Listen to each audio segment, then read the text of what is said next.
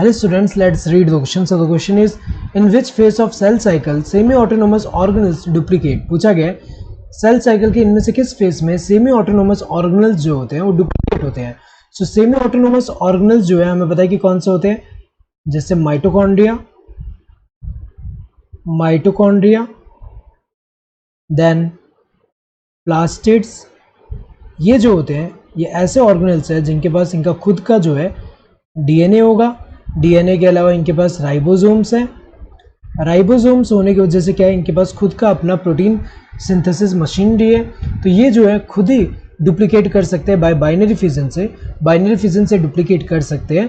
Independent है, लेकिन semi autonomous क्यों बोल रहे हैं, क्योंकि खुद से डिवाइड हो सकते हैं. सेमी क्यों बोल रहे हैं, कुछ प्रोटीन्स यहाँ खुद से डिवाइड तो हो सकते हैं, लेकिन कुछ प्रोटीन रिक्वायर्ड होंगे जो कि न्यूक्लियर प्रोटीन होंगे. न्यूक्लियस जो है उसका डीएनए जो है वो रिस्पॉन्सिबल है उसके सिंथेसिस के लिए. तो अगर देखा जाए यहाँ पे जो है इन दोनों की अगर हम बात करें तो ये जो है ये डिवाइड कब होते हैं, अगर हम देखें तो ये जो है अगर हम देखें सेल साइकिल की अगर हम बात करें, सेल साइकिल में अगर ये जो है ये एम फेस है.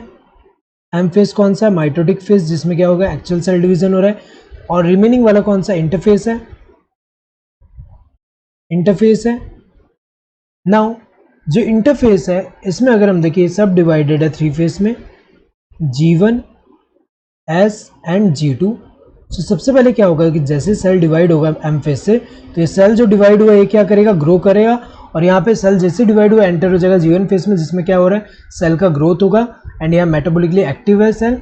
इसके साथ साथ अगर हम देखें तो जो मोस्ट ऑफ ये जो सेमी ऑटोनोमस ऑर्गेनल जो है वो यहीं पे होंगे, डिवाइड होंगे. तो अगर देखा जाए डिवाइड कहाँ पे हो रहे हैं, G1 फेस में, यहीं पे हो रहे हैं. एस फेस में क्या हो रहा है, डीएनए रेप्लिकेशन हो रहा है, डीएनए जो है उसका क्या हो रहा है, डुप्लीकेशन एक तरह से हो रहा है. देन जब सेल एंटर होगा G2 फेस में, यहाँ पे प्रोटीन सिंथेसाइज होगा, जिसमें क्या है सेल जो है प्रिपरेशन कर रहा है एम फेस में एंटर करने के लिए.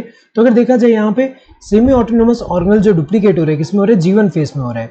सो G1 फेस अगर हम देखें मेटाफेस में तो नहीं हो रहा है. मेटाफेस किस में आ रहा है, एम फेस में आता है, जिसमें क्या होता है जो क्रोमोसोम में अलाइन हो जाता है इक्वेटोरियल प्लेट पे, और स्पिंडल फाइबर जो है अटैच होता है उसमें.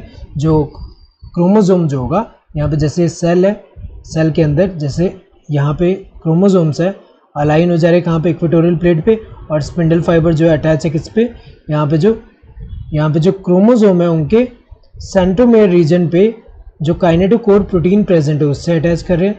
तो अगर देखा जाए मेटाफेस में ये होता है, तो ये मेटाफेस में तो नहीं होता. Then synthetic phase S phase में तो ये नहीं हो रहा है, ये तो एक तरह से गलत है. Then post mitotic phase, so post mitotic मतलब माइटोसिस के बाद वाला फेज G1. सो ये क्या है G1 फेज है, तो यही करेक्ट आंसर होगा. माइटोटिक फेज में तो नहीं हो रहा. Correct answer would be this third one. Hope you understood the question. Thank you and all the best.